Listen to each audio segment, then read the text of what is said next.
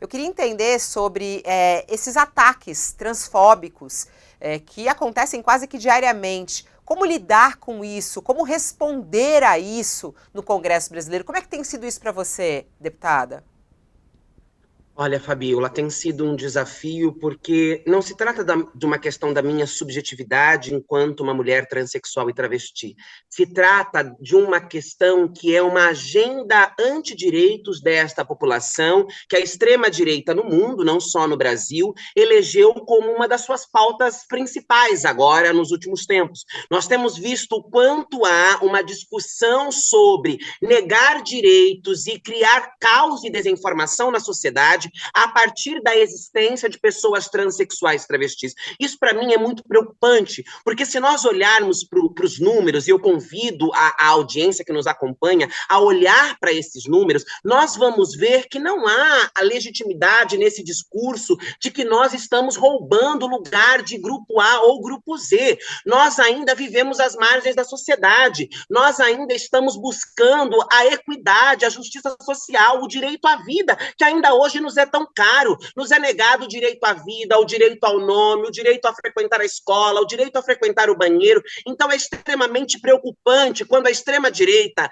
baseada no ódio, baseada na desinformação, elege esta pauta como a sua pauta central e faz do tempo inteiro esta como a sua agenda prioritária. Enfrentar isso no Congresso Nacional é necessário porque nós precisamos mudar esses números. Não é possível que a sociedade queira ainda conviver com a violência, não é possível que a sociedade queira conviver com a banalização da dor, com a banalização da precariedade, que a sociedade ainda não tenha se convencido de que a comunidade LGBTQIA+, é uma comunidade digna de direito como qualquer outro, e que quando essa comunidade avançar, a sociedade avançará conosco. Garantir os direitos das pessoas, defender a democracia e a Constituição não é uma benéfica apenas à comunidade LGBTQIA+, ou às pessoas trans, é um benefício que todo mundo vai se beneficiar dele. E garantir com que essa agenda avance no Congresso Nacional é prioritária. Por que é prioritária? Somente agora nós conseguimos chegar no Congresso Nacional. Somos duas parlamentares transexual e travesti naquele espaço. Não estamos roubando lugar de grupo A ou de grupo Z, muito pelo contrário, estamos querendo construir uma agenda de direito que todas nós consigamos avançar. Mas qual é a tática da extrema-direita, seja na pauta das pessoas trans, ou seja em qualquer outra agenda? É a prática da fake news, é a prática da mentira, é a prática da desinformação, do caos e do ódio. E essas agendas vêm se colocando dentro do parlamento constantemente, em especial nas comissões. É uma tentativa de fazer com que a gente retroceda mais. Agora, a pergunta que fica é, para onde mais nós iremos retroceder quando nós olhamos para a realidade dessa comunidade no Brasil e nós percebemos que não tem mais para onde retroceder. Nós ainda estamos na base, nós ainda estamos aqui muito embaixo. Por isso é preciso enfrentar com cabeça erguida, com coragem, às vezes, muitas vezes ali no calor da emoção, nós somos tomados até por uma raiva, por uma indignação, e tentam nos retratar como raivosas, como nós somos agressivas. E é importante dizer, é claro que nós pareceremos agressiva diante de pessoas que usam do cinismo, do mau caratismo para fazerem as suas argumentações, porque diz sobre a nossa vida, porque mexe no nosso estômago. Nós não conseguimos manter uma fala blasé, calma, uma falsa modéstia, porque para nós essa é uma agenda muito cara. Eu não poderia ter chegado até o Parlamento Brasileiro porque eu poderia ter morrido antes. Eu cheguei ali porque eu sou uma sobrevivente de um sistema de aniquilação do meu corpo. Eu driblei, eu sou uma exceção a uma regra que mata todos os dias no Brasil. E a sociedade brasileira não pode conviver com a morte, não pode conviver com a intolerância. Então é preciso enfrentar esses discursos, é preciso mostrar à sociedade que nós não estamos roubando lugar de ninguém, que nós não queremos destruir a família, que nós não somos anti-Bíblia, anti-igreja, e isto é falácia para criar uma guerra, para criar uma polarização. O que nós estamos defendendo e discutindo são os nossos direitos e a dignidade de convivermos em paz na sociedade. Eu já passo a palavra para você, Josias, só para registrar aqui que a mulherada no nosso... Enquanto ela falava, a mulherada fica enlouquecida. Me representa, me representa! Até a Maria falou, olha, esse discurso aí que ela fez, eu chorei. Vi várias vezes e fiquei chorando. Foi impecável. Parabéns, deputada. Eu quero um dia discursar como a senhora, o pessoal falando aqui. Vai lá, Josias. Deputada, você menciona, e é um fato, que essa pauta de combate ao preconceito transfóbico, homofóbico, não é uma exclusividade brasileira. Isso é um problema que transcende o cenário brasileiro. E é muito impressionante que só em 2022 a senhora a Érica Hilton e a Duda Salabert tenham chegado ao Parlamento Brasileiro, ao Congresso Nacional, né? E nós já falamos aqui sobre a manifestação transfóbica do Abílio Brunini. A senhora mencionou o Nicolas Ferreira, que subiu à tribuna para fazer um discurso transfóbico, caricato, com peruca e tal. E há o preconceito também da parte das mulheres, né? Essa Cristiane Lopes, que exigiu essa sua manifestação, né? O que eu queria saber é, em que medida o seu mandato, o mandato da Duda Salabert, são respeitados no ambiente do Congresso Nacional? De que forma o espaço é ocupado por vocês duas? De que maneira o Congresso reage à presença dessas duas personagens que chegaram com tanto atraso ao Congresso Nacional, só em 2022? Olha, Josias, eu acho que a primeira nossa presença ali ela é extremamente importante e necessária para que a gente lembre ao parlamento que ele precisa respeitar os direitos dessa população, que essa população existe e ocupa aquele espaço. Agora, nós sabemos que o desrespeito aos nossos mandatos e à nossa atuação, ele é constante. Quando, por exemplo, a gente precisa o tempo inteiro medir e tatear quais são os projetos que nós vamos colocar em pauta, quais são as falas que nós vamos fazer, somos constrangidas, somos desrespeitadas, precisamos demandar a nossa energia para resolver questões e demandas que não deveriam fazer parte dos nossos mandatos, que não deveriam fazer parte da nossa atuação. Nós temos uma responsabilidade, um compromisso e uma agenda de reconstrução do Brasil que muitas vezes ela é distraída ou nós mudamos o foco para ficar resolvendo picuinhas ou confusões como essas todas aí que você citou. Isso é desgastante, isso é desrespeitoso e isso muda os rumos da construção da nossa política. Diferente da política que eles fazem, nós queremos fazer uma política séria, nós queremos fazer uma política ancorada nas necessidades do Brasil e não só nas necessidades dos direitos da comunidade LGBTQIA+, como eu respondi à deputada, porque eu não sou apenas uma parlamentar LGBTQIA+, eu sou uma mulher cidadã na sociedade, uma deputada eleita por um estado do tamanho do estado de São Paulo, que compreende a complexidade do nosso país, que compreendo a complexidade das disputas que nós estamos fazendo na sociedade, dos enfrentamentos que temos para fazer com relação aos mais diversos temas, e nós queremos construir essa agenda. Nós temos 4 anos de legislatura, que pode ser, se o povo quiser, nós vamos nos reeleger ou não, mas nós temos agora, por hoje, 4 anos para colocarmos em prática aquilo que o nosso eleitorado e aquilo que nós acreditamos que são as necessidades da população. Então, eu acho que nós somos completamente desrespeitadas, agredidas, violentadas e prejudicadas nos exercícios de nossas funções quando temos que nos deparar ou mudar o nosso foco para responder práticas violentas e criminosas como essas que constantemente aparecem no parlamento.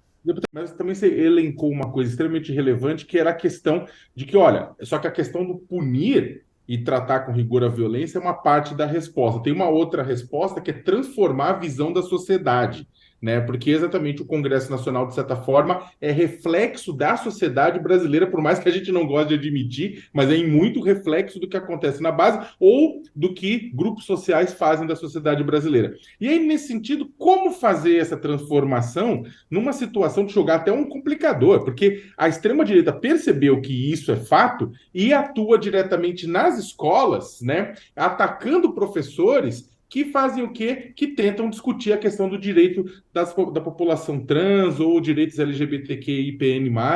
Como, na verdade, romper isso? Como mudar isso na sociedade? Sakamoto, essa é o nosso grande desafio, é a pergunta do milênio, que nós estamos constantemente buscando a resposta e atuando das mais diversas frentes possíveis para transformar isso, né? Eu acho que aquilo que eu disse para o Josias, eu repito para você, que primeiro a nossa presença no Congresso Nacional, ela já é um ponto importante para ir mudando essa visão e esses valores culturais de ignorância, preconceito e ódio, porque a sociedade vai passando a ter um maior contato com esta pauta. Porque as pessoas têm tanto pânico moral sobre essa agenda, porque as pessoas não convivem tão de perto com esta comunidade, porque a única a retratação, a fotografia dos da comunidade LGBTQIA+, é a fotografia do estigma, é a fotografia da marginalidade, é a fotografia do estereótipo. Então eu acho que esse é um passo importante. Agora nós temos o desafio que é conseguir enfrentar mesmo este reacionarismo, este retrocesso que entra nas escolas, que entra nas igrejas, que entra nas comunidades e que tentam colocar goela abaixo essa agenda de intolerância e de ódio, de preconceito. Nós estamos tentando fazer isso pelos mesmos caminhos. Nós estamos tentando discutir que a escola, por exemplo, é um ambiente que se deve ter um espaço para discussão de uma agenda sobre sexualidade, de uma agenda sobre gênero, não só para tratar de comunidade LGBTQIA+, mas para tratar de violência doméstica, para tratar de assédio, para tratar de direito das mulheres de um modo geral. Nós estamos tateando as possibilidades de mostrar à sociedade, a partir da atuação dos nossos mandatos, a partir da nossa presença no espaço público e a partir das políticas públicas que vamos desenvolvendo, que é, sim, possível conviver em harmonia, em paz e tranquilidade, sem desrespeitar os direitos da comunidade LGBTQIA+. Esta é uma correlação de forças que nós estamos aí o tempo todo tentando quebrar, nós estamos o tempo todo tentando entrar também nesses espaços.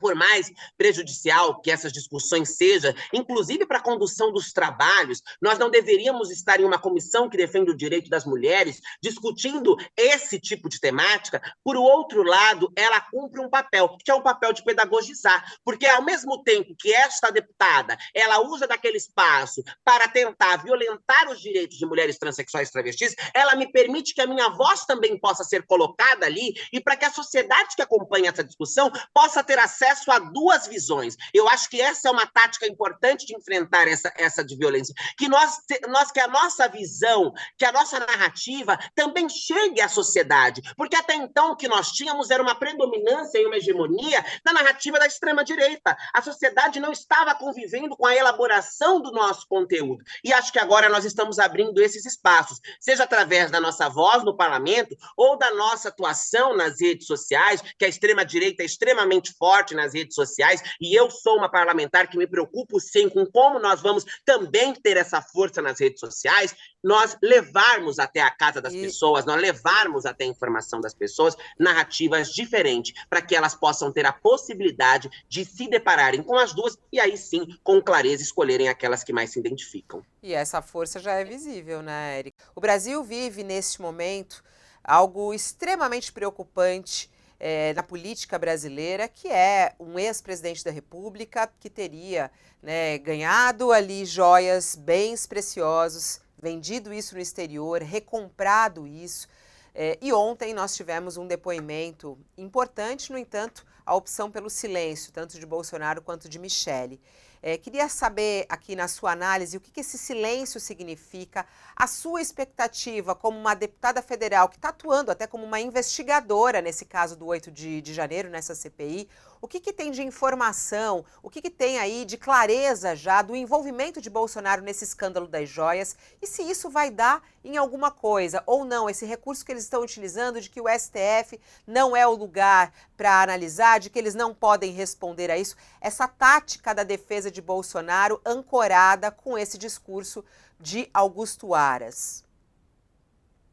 Olha, Fabiola, eu não sou jurista, advogada, eu sei que o direito ele dá inúmeras brechas e muitas vezes as pessoas conseguem pegar delas para fugirem, mas eu acho muito difícil, eu espero, torço e trabalho, como você bem coloca, como uma investigadora, para que não haja a possibilidade do ex-presidente, a ex-primeira-dama e toda essa corja aí envolvida nesse grande esquema de corrupção possa se safar deste esquema das joias que está cada vez mais claro que houve sim envolvimento silenciamento, né? O próprio Mauro Cid está quase aí por conta da pressão com a mulher, a pressão com o pai, quase fechando uma delação, uma colaboração, sei lá qual vai ser o nome que vai se configurar. Há indícios no telefone, há imagens, o esquema e o próprio depoimento, o próprio silêncio. Você me perguntava sobre qual é a minha análise com relação ao silêncio. Todas as vezes na CPMI do golpe, que alguém ficava em silêncio diante das nossas perguntas, que é um direito constitucional, ninguém é obrigado a promover, a criar provas contra si mesmo, é super tranquilo isso, mas eu acho que quando quem não deve, não teme. Eu acho que se eu sou uma investigada, que tenho a minha ficha limpa, que não tenho o que temer, e eu sou convidada, né, a depor, convocada a depor, eu vou prestar os esclarecimentos necessários para primeiro dizer, olha, eu quero tirar de mim essa pancha, eu não quero que fiquem suspeitas, que fiquem dúvidas sobre mim, quais são as perguntas que eu responderei. A partir do momento que eu omito, que eu silencio diante das investigações, que é um espaço importante. Qual era o espaço que o ex-presidente e a ex-primeira-dama tinha ali diante da Polícia Federal, nessa oitiva combinada, né, em conjunto com os outros envolvidos? Era o momento de eles darem clareza aos fatos, de dizerem, olha, o que aconteceu foi isso, o que aconteceu... O silêncio, para mim, é uma grande resposta. O silêncio, ele é ensurdecedor, porque a partir do momento que você se cala, você não quer se comprometer, você não quer dar as respostas que serão contraditórias, como já foram em vários depoimentos do ex-presidente, por exemplo, que mudou versões várias vezes, que você tem algum tipo de envolvimento. É claro para mim, e acho que é claro a Polícia Federal também, é claro a sociedade, nós temos ali na CPMI indícios fortíssimos do envolvimento do presidente, pedidos para que se levasse, o Assaf indo buscar de novo o relógio, né, trazendo, porque tinha que resgatar ali aqueles presentes que eram para a União e o presidente transformou para como se fosse algo para ele.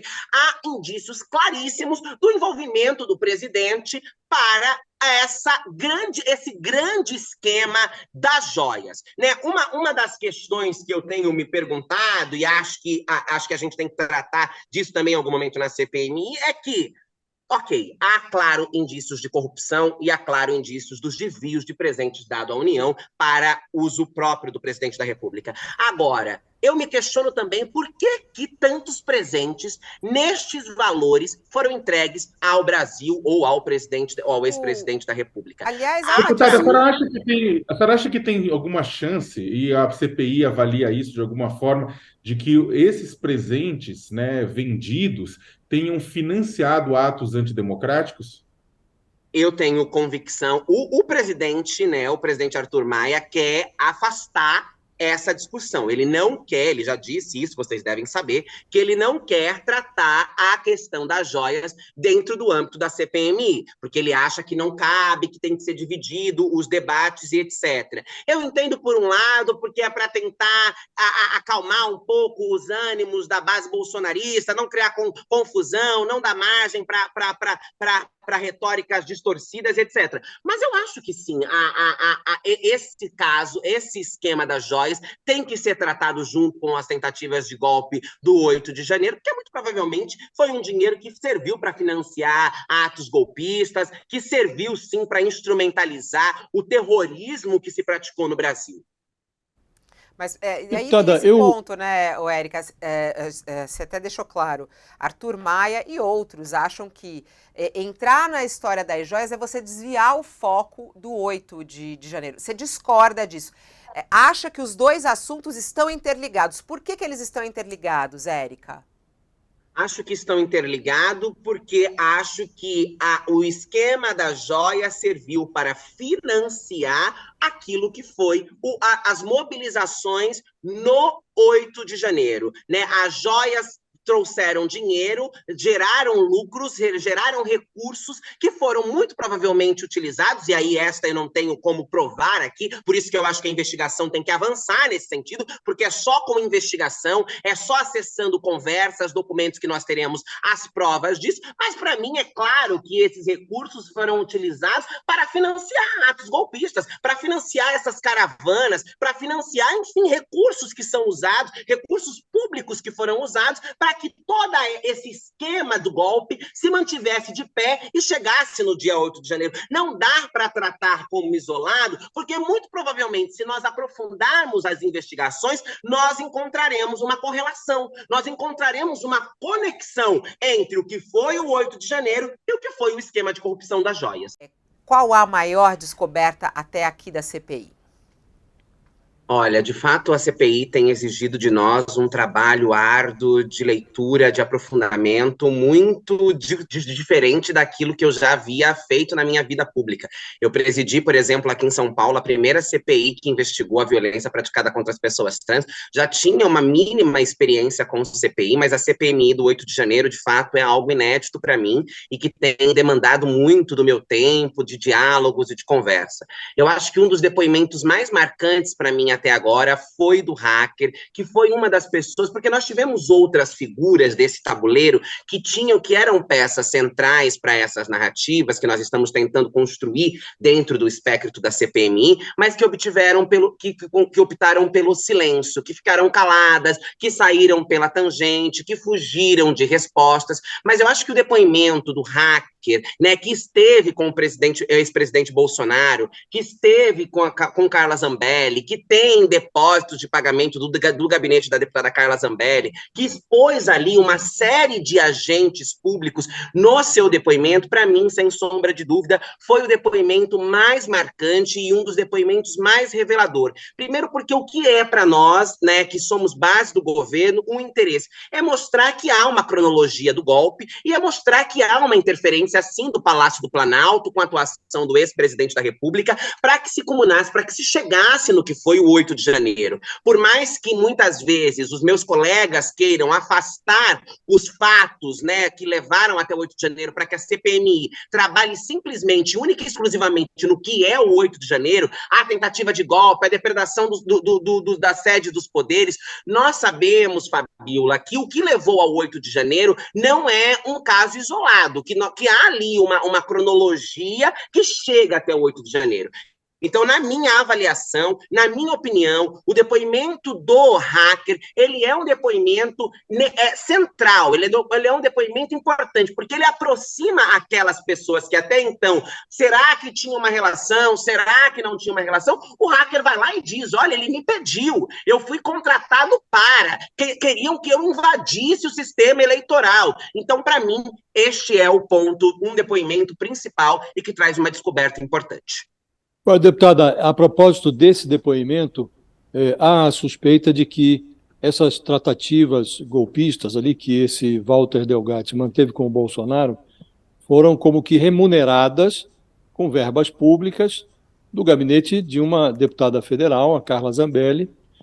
O que eu queria saber da senhora acha que há ambiente para investigar esse pedaço do problema? Acha que há ambiente para, eventualmente, caçar o mandato da Carla Zambelli? Olha, Josias, eu acho que esse ambiente está sendo construído. Vocês devem ter acompanhado o processo da deputada no Conselho de Ética, a votação para a quebra de sigilos dela também pela própria CPMI. A deputada é uma deputada que é isolada, ela é uma deputada que não tem aliados. Ela fez o que fez, ela foi extremamente bolsonarista, mas o episódio dela andando armada na centro de São Paulo à véspera das eleições é uma marca que, para o bolsonarismo, prejudicou o processo eleitoral. Que Bolsonaro não se elegeu, por vários motivos, é claro, mas para o bolsonarismo também pelo episódio da deputada andando armada, enfim, e todas as outras coisas. Então a deputada Carla Zambelli, ela não é uma deputada que tem aliados. Geralmente é muito comum quando os deputados vão fazer algum tipo de pronunciamento em coletivas de imprensa, quando tem seus mandatos colocados em conselho de ética ou alguma coisa, que esses deputados vão acompanhados de muitos outros deputados, mostrando ali uma força. O pronunciamento da deputada no Salão Verde da Câmara foi um depoimento praticamente abandonado. Ela fez ali sozinha com 2, 3 outros deputados ao lado dela. É uma deputada que não tem aliados, é uma deputada que foi fortemente bolsonarista durante todo o governo Bolsonaro, mas que foi abandonada pelos bolsonaristas também, o que é uma prática comum do bolsonarismo. Então eu acho que este clima ele é possível a depender do para onde encaminhem-se as investigações. É nítido e é claro, a deputada tem ali seu direito ao contraditório, apresentou outros argumentos, a equipe da deputada disseram que o hacker foi contratado para tratar das redes da deputada, enfim, toda a narrativa que é construída para tentar desmontar a tese de que recursos públicos foram usados para atacar a democracia e para colocar em xeque o processo eleitoral. Eu não vejo que nós não consigamos avançar por aí. O processo de cassação de mandatos, ele é um processo mais delicado, há-se muitos dedos quando se fala com relação a isso, mas pelo nível de solidão, se eu posso dizer assim, da deputada, eu acho que é possível que a gente consiga avançar para tentar desmontar o que foi esses pagamentos, por que esses dinheiros saíram ou não. Eu acho que há um clima sim. A gente precisa de um pouco mais de tempo para avançar nesse sentido.